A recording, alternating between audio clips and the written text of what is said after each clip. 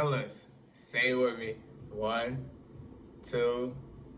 Welcome back, fellas. Now we're back at it with another Reddit reaction where I like to give actionable advice and things that you could actually do for certain problems that people have on Reddit. This guy says, how can I find groups to talk with people about personal growth?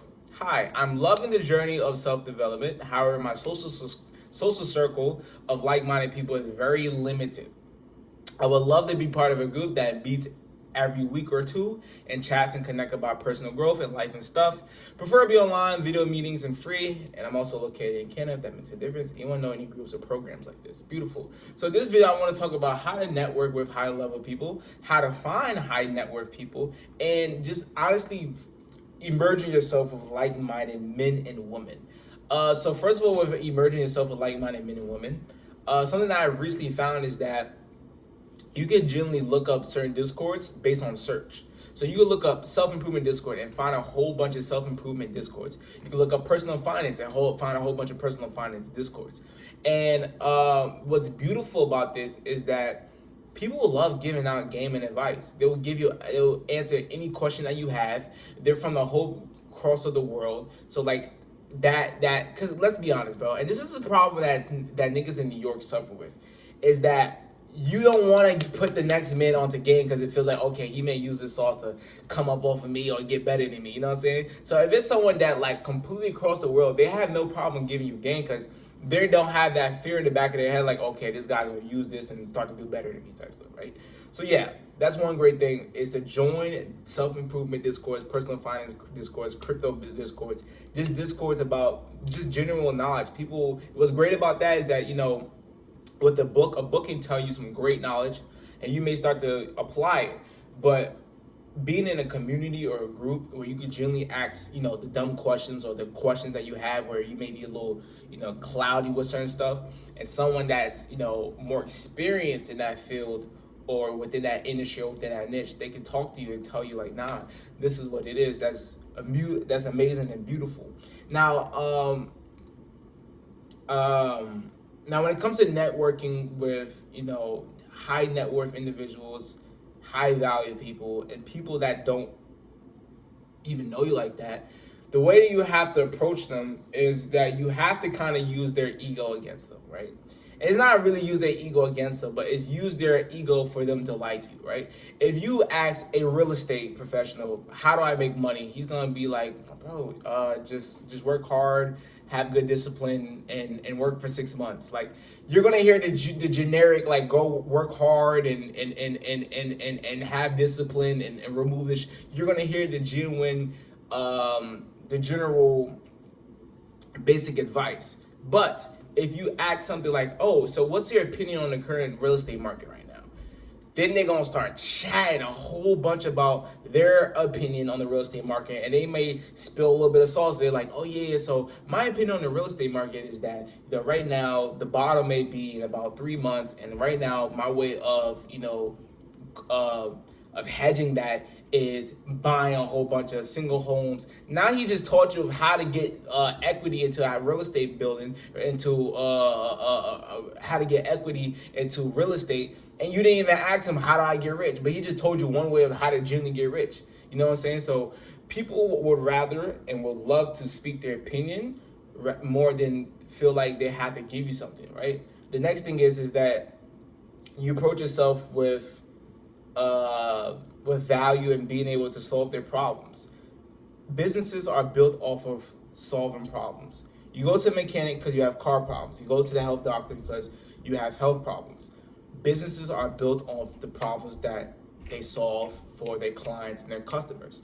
And a great way to build a great way to build a professional relationship with someone is to present yourself as a person that solves their problems.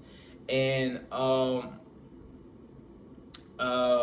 because think of it like this, like, I don't know no one personally, but if you're one of those people that go message millionaires and be like, hey, you want to go chat for some coffee? Like, bro, what does this guy look like that makes a good amount of money every hour, looks like taking his time out to go chat with coffee for you for 15 minutes, but it's not just 15 minutes because that means he has to leave his building. That's going to take some time. He has to hop in his car and drive there. That's going to take some time. He has to order. That's going to take some time also. So you're telling me this guy is generally going to take some time out of his day, his busy day, where he's making money, to go sit down and have coffee with you?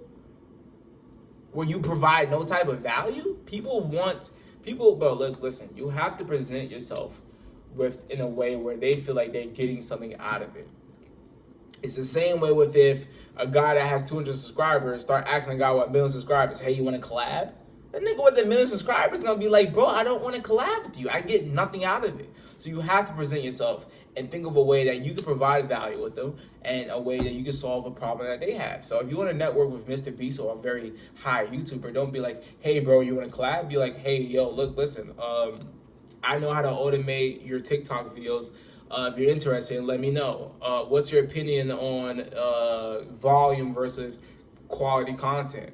This is genuine ways how you get them just to ask for their opinion or show that you can solve their problem, and they'll start talking, and you build rapport. What's rapport? Rapport basically just means, now this is just some business terminology. I'm gonna really dumb it down.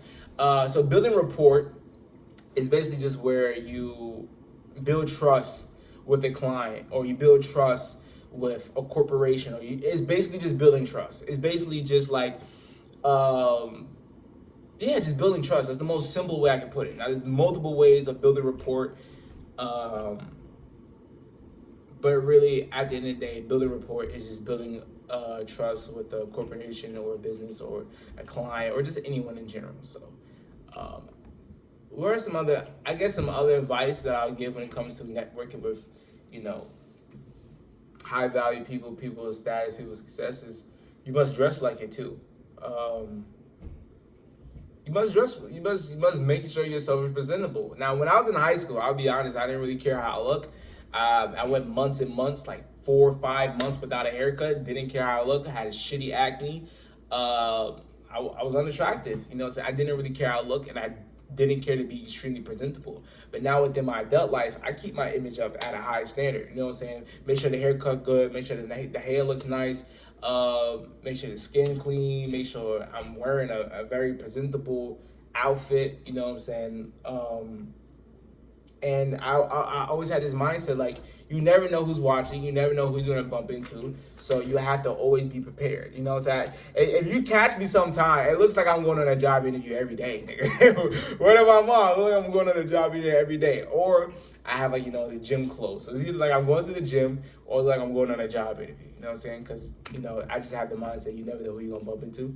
And you must, look apart. You must, have a certain standard for yourself. That's very important too. And then I could get into that with a different video about having a high standard for yourself, for the people that's around you, for the women that you talk to, for your income. Matter of fact, I probably am going to make a video about standards, but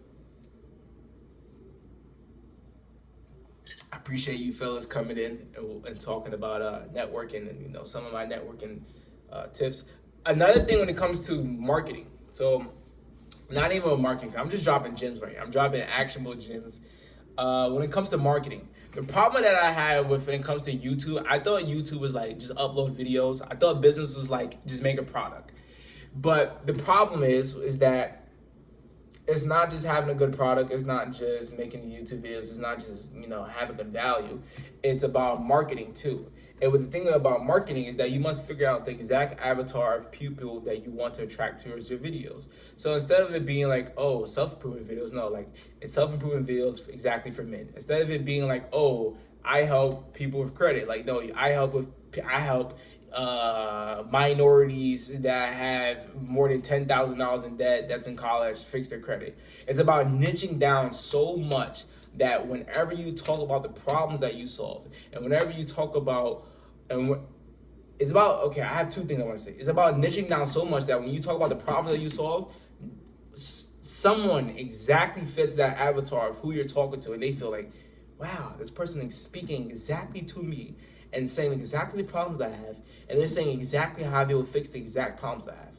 And that's how business works. And another thing that I wanted to say was that,